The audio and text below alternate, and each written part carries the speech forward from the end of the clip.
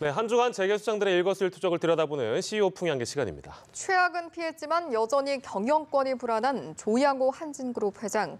국정농단 사태 연루로 구속됐다가 석방된 지 1년을 맞은 이재용 삼성전자 부회장 소식을 한상용, 이진우 기자가 전해드립니다. 이번 주 설 연휴에도 마냥 즐겁지만 않은 CEO입니다. 조양호 한진그룹 회장입니다. 두 딸은 물론 부인의 온갖 갑질 문제로 홍역을 치렀던 조 회장. 국민연금의 주주권 행사 가능성에 말로만 듣던 경영권 위기가 직접 눈앞에 다가왔습니다. 그래도 일단 최악은 피했다는 평가입니다. 국민연금이 대한항공에는 적극적으로 주주권을 행사하지 않기로 결정했기 때문입니다. 조 회장으로서는 대한항공 경영권을 당장 박탈당할 개연성이 크게 낮아진 건데요. 그렇지만 여전히 불안한 상황에 놓여 있습니다. 국민연금이 대한항공의 일대 주주로서 한진그룹 지주사 역할을 하는 한진칼을 겨냥해 이사직 배제 조항과 관련한 정관 변경을 추진해서입니다. 다음 달 있을 한진칼 주주총회가 조 회장의 이사 연임 여부를 가를 최대 고비가 될 것 같습니다.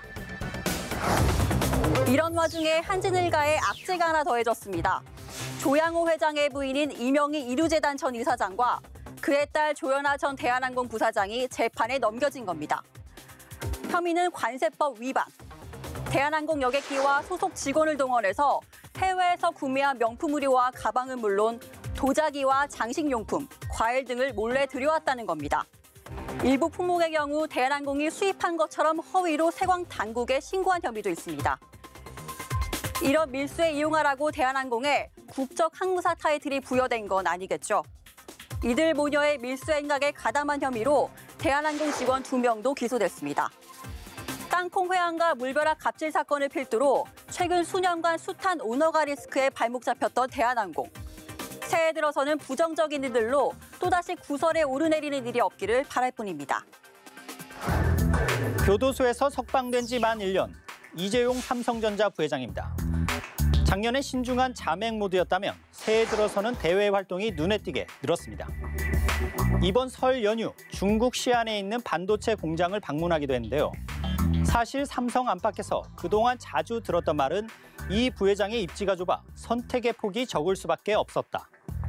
작년 180조 원 투자에 4만 명 고용이라는 사상 최대 투자 고용 계획을 내놨을 때도 삼성은 브리핑 없이 보도자료만 냈을 뿐입니다.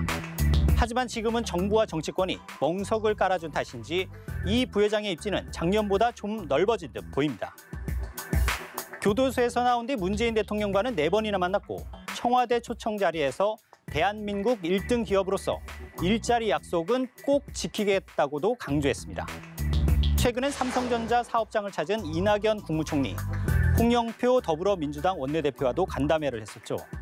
잦은 만남이 있다면 그 배경엔 어떤 포석이 깔려 있을 가능성이 있습니다. 그 이유가 외부에서 봤을 때 명확하진 않더라도 미래에 괜한 의심 받지 않으려면 투자나 일자리 계획이 투명하면서도 당당하게 집행될 필요가 있을 것 같습니다. 한국 이름 오스만으로 알려진 오스만 알감디 S-오일 대표. 성추행 혐의 사실이 알려지면서 논란에 휩싸였습니다. 경찰은 알감디 대표를 입건해 기소 의견으로 검찰에 송치까지 했습니다. 서울 용산구의 한 특급 호텔에서 한 여성의 신체 부위를 만졌다는 겁니다. 알감디 대표는 아는 사람으로 착각해서 만졌다고 진술한 것으로 알려졌는데요. S-오일도 즉각 대표와 여성 간에 오해가 있었는데 풀렸다는 해명을 내놨습니다. 하지만 성범죄 혐의의 경우 친고죄가 폐지되면서 피해자와 합의를 받더라도 검찰 수사를 피해가긴 어려워 보입니다. 알감디 대표는 S-오일의 대주주인 사우디아라비아 국영석유회사 아람코에서 20년 넘게 근무한 경력이 있습니다. 이후 2016년부터 S-오일 대표로 회사를 이끌어오다 작년 말엔 한국경영대상 시상식에서 최고 경영자 상까지 받았는데요. 그 수상의 영예에 흠집이 생길지 아니면 S-오일의 설명대로 우회로 끝날지 수사 결과에 관심이 쏠리게 됐습니다. 이번 설 연휴 때 가족, 친지와 함께 많은 대화를 나누면서 좋은 얘기, 싫은 얘기도 있었을 겁니다. 하지만 새해엔 이전보다는 더 나은 삶, 일자리도 늘고 경기가 회복했으면 하는 바람은 모두 같았을 것으로 생각됩니다. 이번 주 CEO 풍향계는 여기까지입니다.